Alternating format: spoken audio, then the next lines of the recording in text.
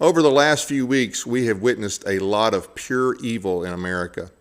We've seen the slaughter of an innocent white woman from Ukraine, Irina Zaratuska, on a train in Charlotte, North Carolina, for absolutely no reason. She was attacked by a black man, DeCarlos Brown Jr.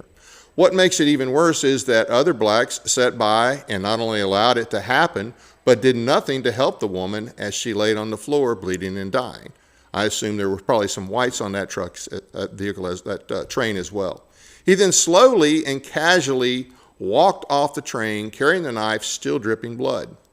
We all know how that scenario would have played out had the situation been reversed. Charlotte would be in ashes, and there would have been attacks on random whites.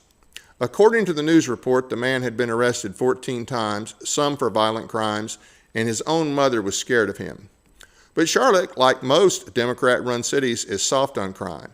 And the mayor seems more concerned with minimizing the negative press than making the city safer and protecting the public from savages. Charlie Kirk.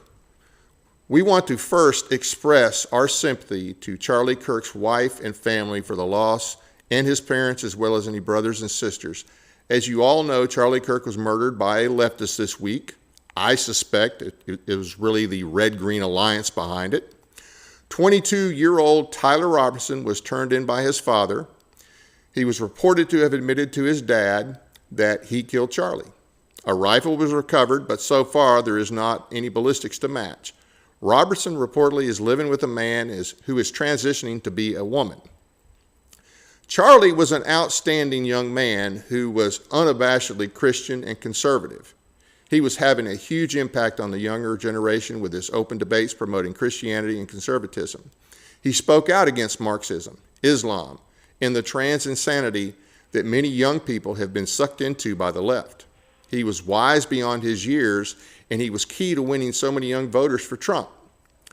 So the left did what they always do in those situations. They use violence, and they kill Charlie. I think that will ultimately backfire on them because they will create more Charlie Kirks. And more Charlie Kirks is a good thing for America. God bless the Kirk family.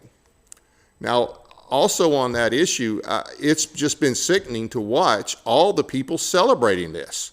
You've got people from all walks of life that think this is a good thing. They are telling us who they are. And they are making it clear that not only did they want to kill Charlie, but they would like to kill people just like Charlie, anywhere and everywhere. We're in a dangerous time, and we better do something because it will only get worse if we don't do something about this. But we have a sick society, and I blame this on the schools. I blame this on families. Raising a kid who thinks it's a good thing to murder somebody for saying something you disagree with. That's just sick.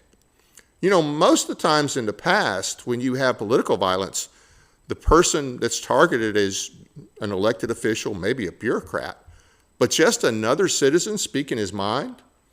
That is the kind of stuff that you really only hear from, that you see the Islamists doing in other countries. But I did mention the Red-Green Alliance, and I think that they are tied to this. September 11th, we recently remembered the 24th anniversary of those lost on 9/11 and those that died in Afghanistan and Iraq later. But have we forgotten the cause, or did we ever learn that lesson? 24 years later, and there's even more Muslims in our country, more in power, more cities controlled by Muslims, Muslims building cities, and Muslims in important positions in our government. There still seems to be no institutional recognition by our government at any level or in law enforcement that the doctrine of Islam is incompatible with the Constitution. I would add to that, Marxism is incompatible with our Constitution, and a good chunk of the Democrats in this country are Marxist. Worse yet, we still don't seem to realize or acknowledge the Red-Green Alliance, that is the Marxists and Muslims working together to take down our country. We better wake up. The National Guard is coming to Memphis. President Trump and Governor Lee confirmed that the National Guard is coming to Memphis. President Trump said active duty could be sent as well. This is supposedly all to fight crime. A lot of people are cheering this, but it's definitely not what the founders intended, and it's a bad precedent, in my opinion. D.C. is one thing, but any other city is a problem. Now, clarify a couple of things.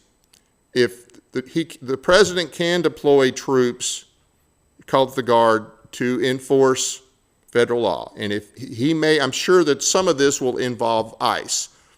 That's one thing, okay? But just basic crime fighting is still a state responsibility. And I have to ask, why could Lee not have called out the Guard? I mean, Memphis has been a problem for a long time. You would have thought that we, at our state level, could have called out the Guard and dealt with this.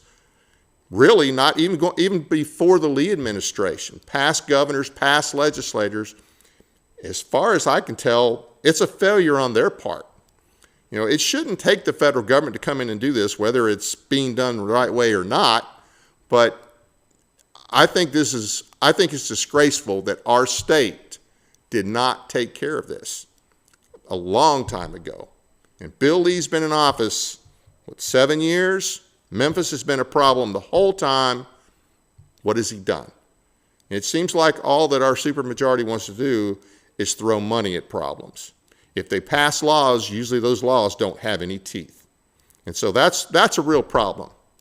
That wraps up this installment of the Informer Report. If you have a news story that you want to alert us to, be sure to send us an email at tninformer.tv@gmail.com.